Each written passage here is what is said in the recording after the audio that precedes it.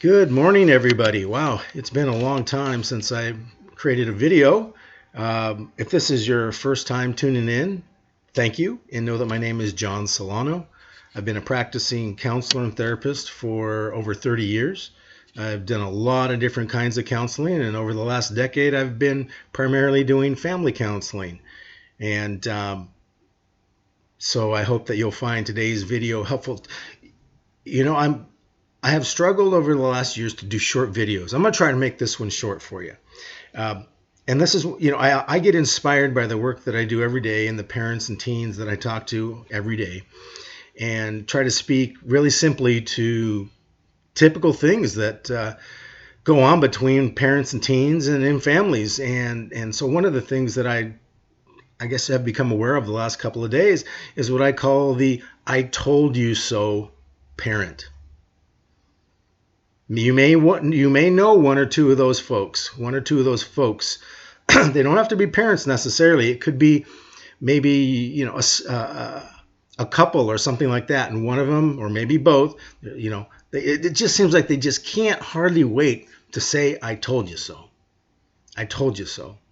But I really want to caution parents against this in a counseling session, whether it's couples, family, or it's parent and teen, or what have you.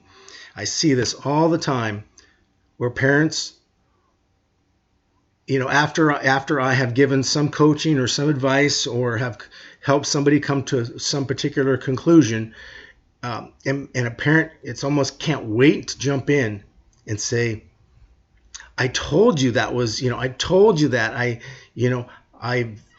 this is the way I've always wanted to parent, or this is the way I've always parented. I've always wanted the best. I told you, that I told you." Oh, that's a killer when it comes to counseling sessions.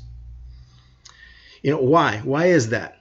Well, because as a counselor, for instance, or any good listener needs to remain unbiased. In other words, kind of not lean towards one person or the other, not affirm one person over the other. You need to remain unbiased, right?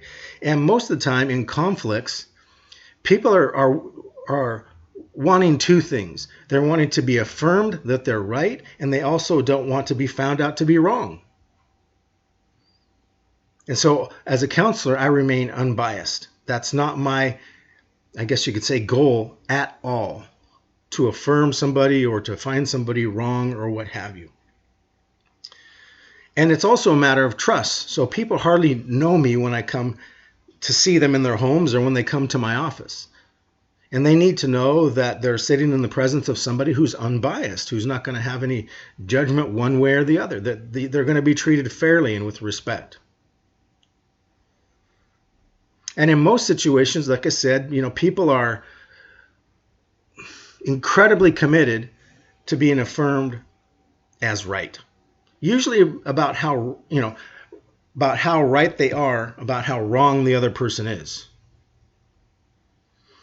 So in a lot of conflicts that I help people through, especially in family, because it gets pretty tough, pretty tense, it's almost like they see each other as enemies.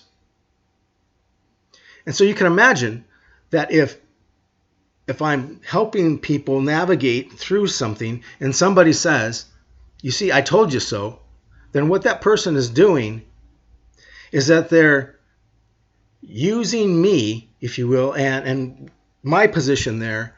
They're trying to align with me to affirm that they're right. So they're kind of trying to hijack me. They're trying to hijack what's going on to affirm them, which is a very selfish act.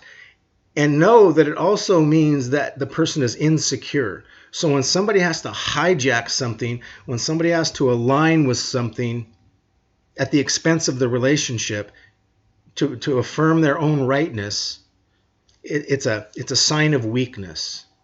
All right? So keep that in mind, especially if you're parents, because you want to have authority, you want to be confident, you want to be a leader in the family. But if you hijack the conversation, if you try to align with me, if you try to align with the counselor in order to affirm yourself and your thoughts and what you think is right, then you actually undermine your own authority. and you actually come across as weak. Not only does that happen, right? If you are successful in creating what appears to be an alliance between yourself and me, then guess what your son or daughter is going to do? They're going to shut down. And you've effectively have brought an end to the only hope you had. So again, when I am working with families in conflict, they don't know how to get out of it. They're stuck. Things are, and not just stuck, things are spiraling downward or escalating in a very harmful way. And so I come in as kind of that ray of light that carries hope that things can be different.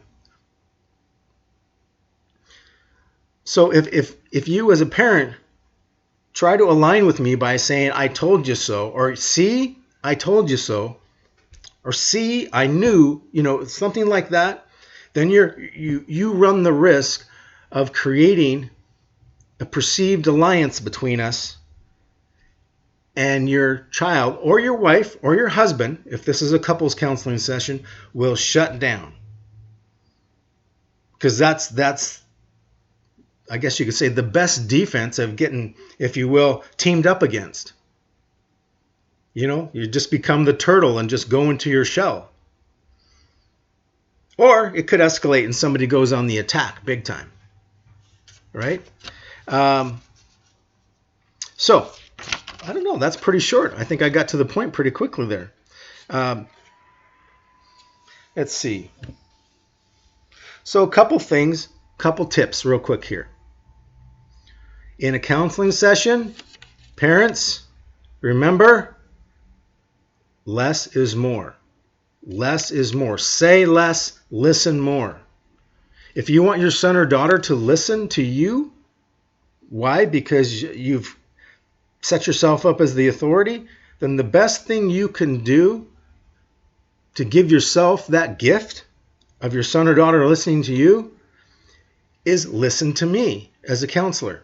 Because when I'm in that room with you, I am the symbol of authority. Right? Now, I'm not going to give any answers. I'm not going to tell people what to do. But yet I am a symbol of authority. Somebody who has some knowledge that you don't have. So it's in your best interest to say less and do more. Why? One, because you're stuck and you don't know the way out, and so I'm going to help you with that. So listen, but also that's one of the best forms of leadership.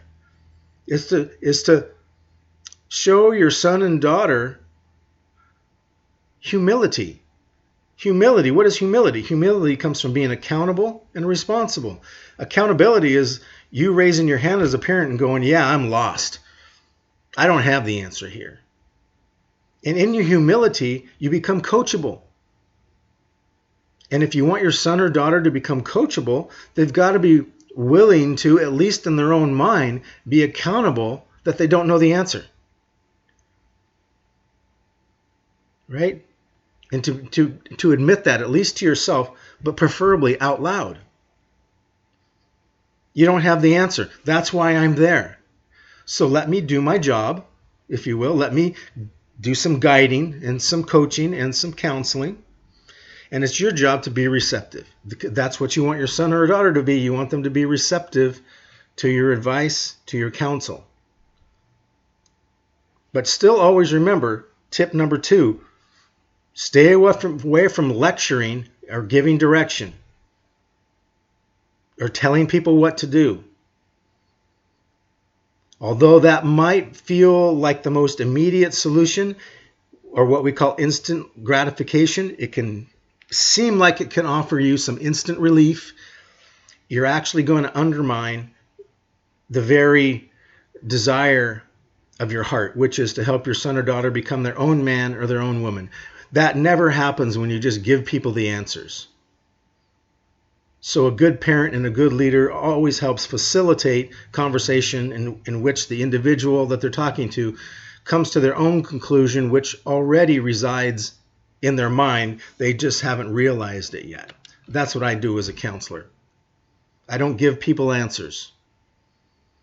I have faith that people can figure things out, but sometimes things get in the way, such as our histories and different traumas, different experiences that we bring to the playing field. But I shy away from giving any solutions.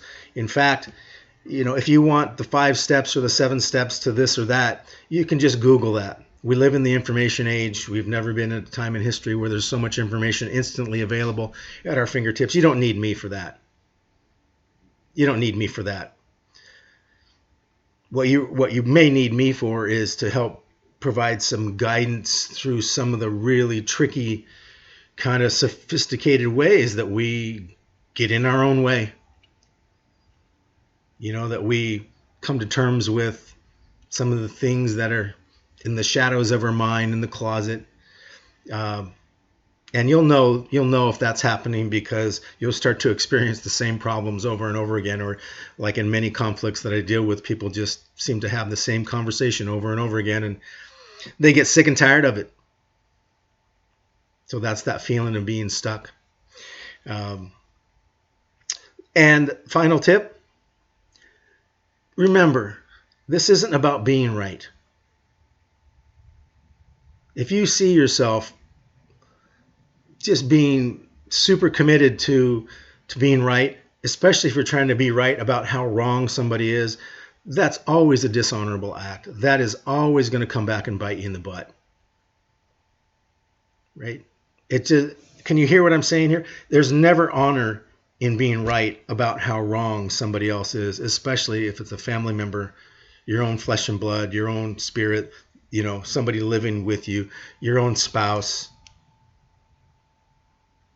Just fight that off as best you can, those temptations to get to be right about how wrong somebody is.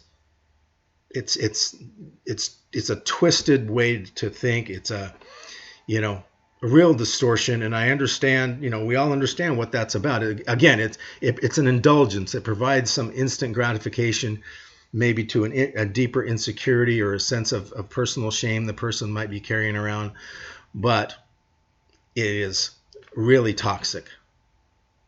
All right, so I got to get out of here and get to a workshop this morning. Can you believe it? Guess what the topic is? Sex talk.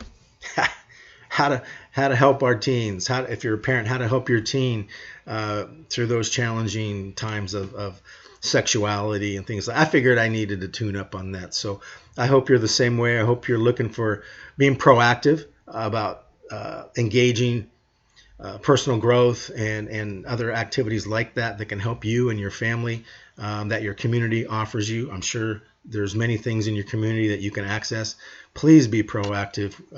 Again, that's a sign of honor, a sign of leadership, and maybe I'll see you at the workshop.